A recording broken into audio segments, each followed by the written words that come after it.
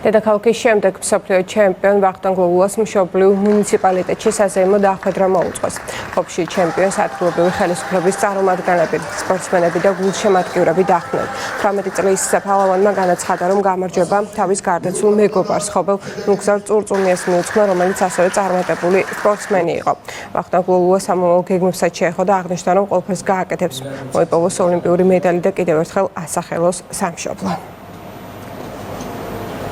მიხარია ის, რომ დიდ სტიმულს ვაძლევ ყველას, რომ აი ამ სპორტში დაკავდნენ. ვეცდები შემდეგ ასპარეზებზე ისევ ოქროს მედალი ჩამოვიდა ჩემს ქალაქში. შრომის შედეგია ყველაფერი.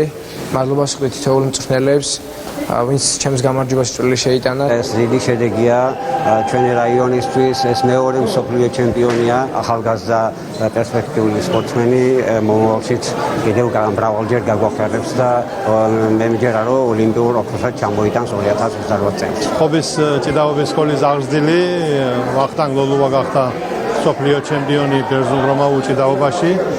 მინდა მივულოთ, რომ მას ეს დიდი გამარჯვება, ეს დიდი წარმატება